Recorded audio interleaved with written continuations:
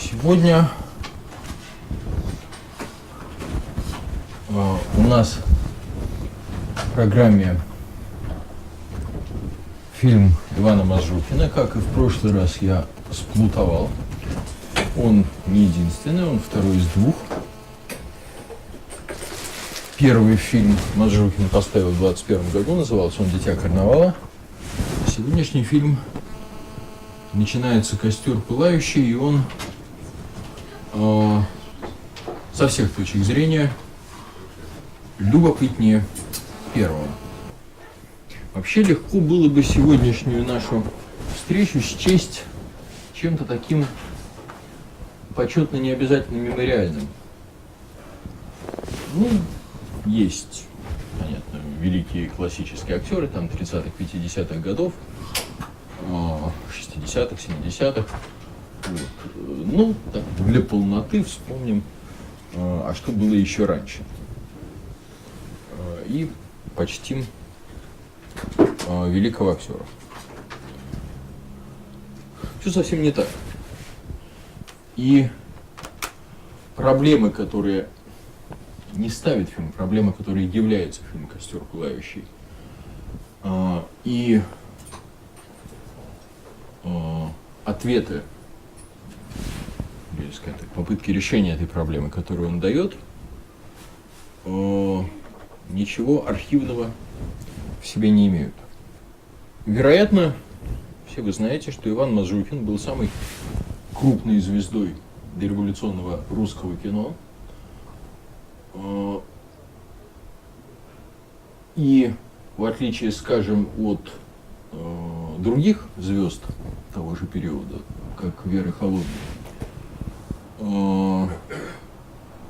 он был, пожалуй, единственным нашим актером, который, помягче выразиться, не был домашними радостями. Потому что большинство наших актеров того периода было попыткой, более или менее удачной, приложить открытые в европейском кинематографе, в итальянском или в датском, принципы фотогении, каноны актерской привлекательности на местный российский манер.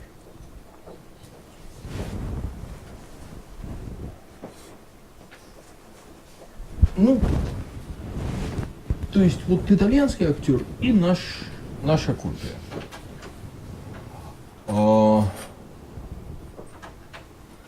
Мазрухин в эти каноны не вписывался, и, строго говоря, он не вписывался вообще ни в какие каноны кинематографа десятых годов.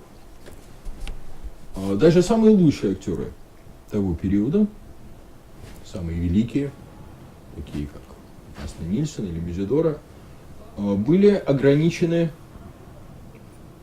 скажем, жанровыми рамками. Когда эти актеры появлялись на экране, зрители, разумеется, не могли предположить, что они будут делать, но, в общем, было изначально понятно, как. Именно на это как, на стиль поведения, темп, манеру держать голову, манеру сутулить или, наоборот, распрямлять плечи, улыбаться и так далее. Да, именно на это, собственно, и шли. У Мазрухина не то чтобы было, как это говорится на театральном жаргоне, стертая внешность. Такая, какая была потом у Михаила Чехова, или Гиннесса, или Кевина Спейси, та, которая позволяет маскироваться под кого угодно, не предъявляя зрителю, собственно, самого себя. Нет, Мазрухин был высок, казался на экране еще выше. Странный, но без оговорок выдающийся нос. И самое главное, знаменитый сверлящий орлиный взгляд,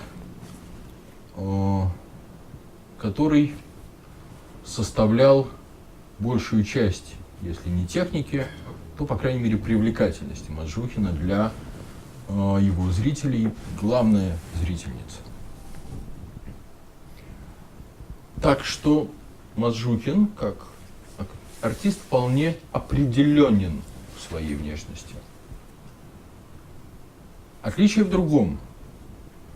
В отличие, простите за повтор, от всех прочих своих актеров-современников, не только российских, повторяю, но и европейских и американских, Мазжухин с равной легкостью существовал в любом жанре и даже в любом режиссерском стиле. Он мог быть мрачным байроническим типом, мог быть легкомысленным франтом, а мог играть вообще фарс, как он это делал, скажем, в «Домике в Коломне» 2010 года. Коротко говоря, Иван Мазжухин первый в мировом кино актер-универсал, который больше предлагаемых ему рамок и канонов.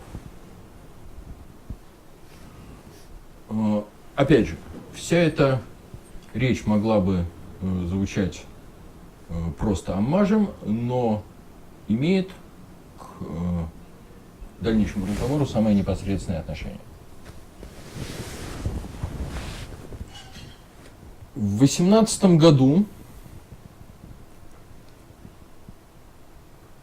Мазжухин играет свою, наверное, самую знаменитую, по крайней мере, из российских роль отца Сергия в одноименном фильме Якова Протазанова, после чего вместе с Протазановым покидает Россию. Протазанов вернется, Мазжухин нет.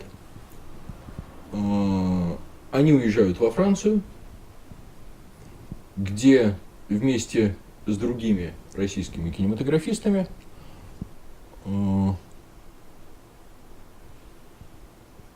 организуют студию «Альбатрос», центр русской кинематографической миграции, который с самого начала, с первых же лет своего существования, заявляет о себе не как о некоторой экзотике, где снимают про медведей и балалайки, а как про очень, курсивом, очень серьезное кинематографическое сообщество, которое идет в ногу самыми передовыми достижениями французского кинематографа.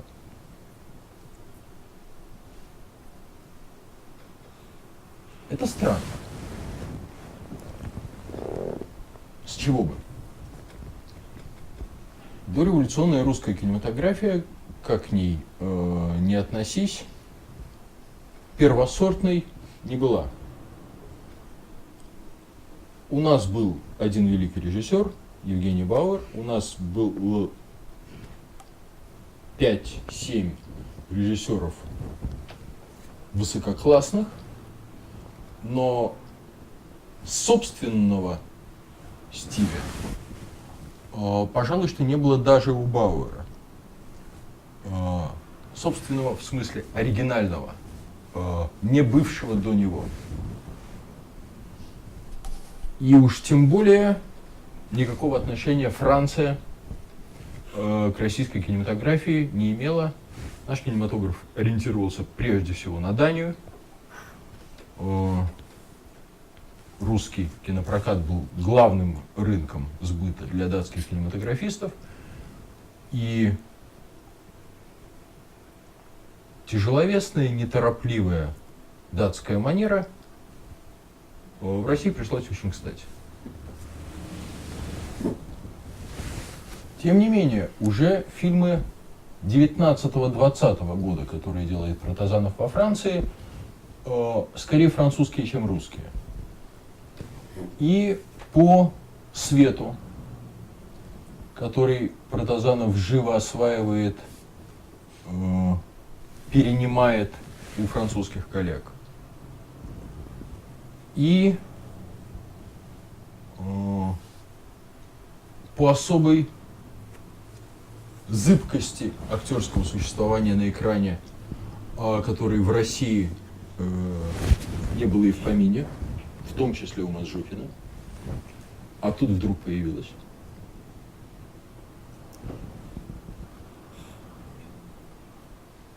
И главным образом по уверенному, ритмичному ведению сюжета, чему российская кинематография дореволюционная была просто-таки прямо противоположна. Как и датчане, русские режиссеры любили порассиживаться на мизансцене, на среднем плане, на аффектированном эпизоде. А тут вдруг нате, почти фильмы фельетона. Первые теоретики внимательно исследуют вопрос о том, что такое актер, что такое актерская фотогения, что такое присутствие живого существа на экране и каким должно быть это присутствие, чтобы кинематографу это было угодно и удобно. И фигура Мазжухина оказывается одной из центральных в этих вполне теоретических исследованиях. У нас сегодняшняя лекция идет, и это правильно, чуть-чуть иначе, чем все остальные. Во всех предыдущих случаях актер, становясь за камеру, самыми разными способами, в самых разных смыслах этих слов, но, в общем, пытался объяснить, какой он на самом деле. Вот если я не актер, то я кто? Когда Мазжухин встает за камеру в 21 году, когда выпускает «Дитя карнавала», и в 23-м, когда выходит «Костер пылающий», он меньше всего собирается объяснять, кто такой Иван Мазжухин. Он объясняет, кто такой актер.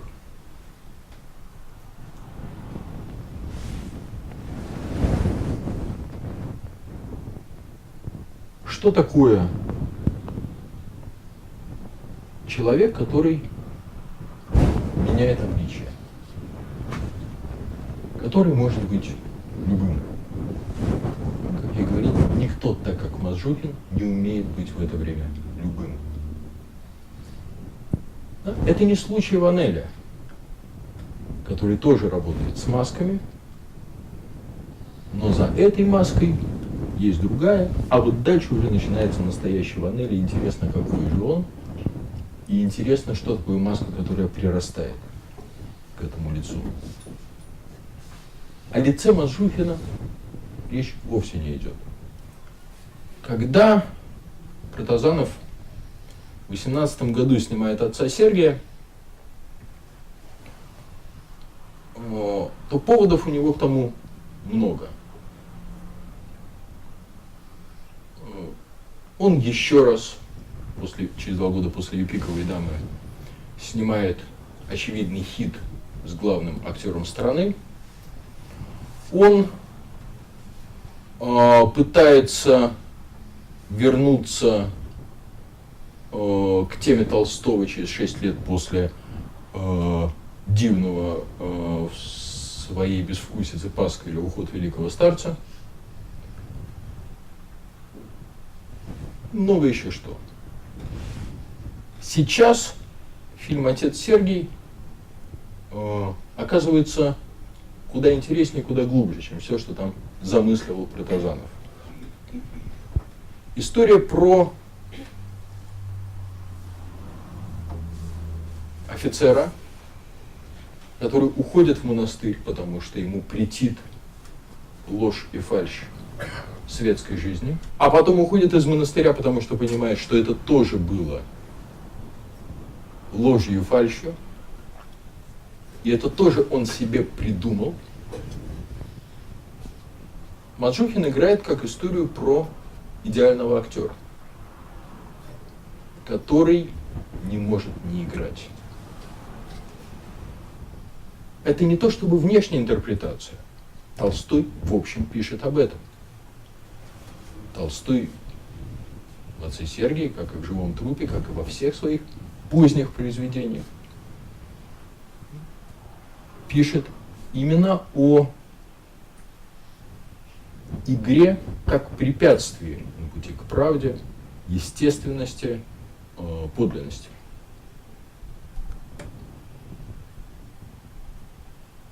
И Мазжухин в «Отце Сергии» начинает рассказывать историю про себя. Он уже сложившийся актер, он уже великий актер. И, как и подобает ему, содержанием его текста становится устройство самого текста. После переезда во Францию, сразу после «Отца Сергия», с Мазжухиным происходит еще одна чудная метаморфоза. В России он был виден, громогласен, заметен, герой таблоидов, как бы мы сейчас сказали, но при этом он чистый актер, никогда не лезший ни в какую режиссуру, управление студией, ни в какие иные творческие области. Переезжая во Францию, он начинает писать сценарий. «Дитя карнавала» выходит через 1,5 года после переезда. Он принимает активное участие в деятельности «Альбатроса». Странным образом эмиграция им, актером, воспринимается как еще одна роль. Сейчас он будет играть француза. В интервью 24 года он говорит, что как вот ему долго, тяжело было понять, что он больше не в России, что он больше играет не для русской публики. Интервью, которое сразу после премьеры «Костра пылающего». Но вот он освоился. И вот теперь он во Франции, он ее любит, и он любит Париж, и он будет играть для Франции, и он полностью французский актер. И он готов посвятить себя Франции. Через несколько месяцев он уедет в Голливуд после этого интервью. И будет там американцем. Да? Иммиграция каким-то образом раскрепощает не внутренний, не личность Мазжухина, а его актерский механизм. Оказалось, что вот эта бездомность, от которой, казалось бы, надо страдать, плакать, тосковать, ехать в Булонский лес, обнимать березки, для него оказывается карт-бланш. Та самая стертость, которую у него нет внешне, но без которой не может существовать актер.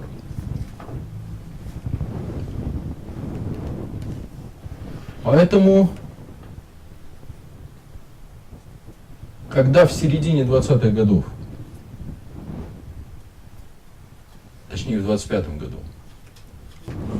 Марсель Лербье экранизирует роман «Пиранделло», то на главную роль пригласит Мазжухина. Пиранделло с его вечной проблемой идентичности персонажа, которая, собственно, явилась основой пиранделловской реформы в театре, с его формулой 6 персонажей в поисках автора, с его механизмами актера, играющего актера, пытающегося понять, кто он, в котором он из сюжетов, том, который разыгрывается на сцене, том, который разыгрывается внутри пьесы, том, который разыгрывается внутри него самого, да, и постоянной смене этих планов. Мазжухин оказался идеально подходящим для этой пиранделловской схемы. Как и в «Отце Сергии» Толстой, в «Мате о Паскале» Пиранделло, а за ним и Лербье, ставит главный вопрос для любого актерского искусства. А где ты на самом деле? В «Костре пылающем» Мазжухин играет главную роль. Но если бы дело сводилось к тому, что в «Костре пылающем» Мазжухин еще раз играет этакого трикстера, неуловимого лицедея, ну а просто вот здесь он дал себе как можно больше свободы, то, пожалуй, оно того разговора не стоило бы. Но, становясь режиссером, Мазжухин переносит эту зыбкость и многоликость на уровень режиссуры. Фильм «Костер пылающий», возможно, даже при очень богатом на странные фильмы в французском кинематографе 20-х годов, возможно, один из самых странных фильмов этой эпохи. Прежде всего, он снят по причудливейшему сценарию, где совмещены всевозможные жанры, и снят как минимум в 3 манерах, собственно, в 3 существующих тогда в Европе: шведской, французской и немецкой. На немецком свете, на французском движении и дрожании камеры и контуров мира, и на шведской подробности антуража окружающего персонажа. Сними Мазухина 80 лет назад, мы бы сказали, что это постмодернизм. Собственно, так и есть. Потому что актеры потому и могут с равным успехом сыграть сегодня Расина, завтра Ибсена, послезавтра, не дай бог, конечно, Вырыпаева, вот, что их механизм перемалывает любой стиль, и приспосабливается и одевает стиль как маску. В тот момент, когда актер станет режиссером, если он не откажется от того, что он актер, а Мазухин не отказывается, он вынужден стать постмодернистом, даже если он всего лишь иммигрант начала 20-х годов. Вот эта многостильность, это переформулировка вопроса «кто ты на самом деле?» на вопрос «а что такое кино на самом деле?» как оно вправду-то выглядит. Такой стиль, сякой стиль, такой свет, сякой свет. А на самом деле кино это что?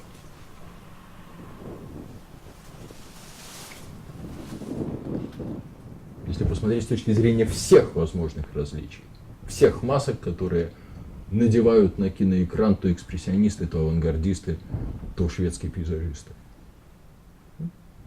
Если устроить карнавал на экране и менять стиль за стилем, что получится в сумме? Что это будет за персонаж?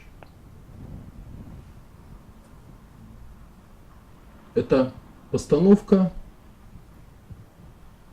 не скажу первая, но одна из первых в истории кино вопроса об идентичности кинематографа. Я могу только поздравить вас с тем, что этот вопрос сегодня перед вами будет поставлен. Спасибо.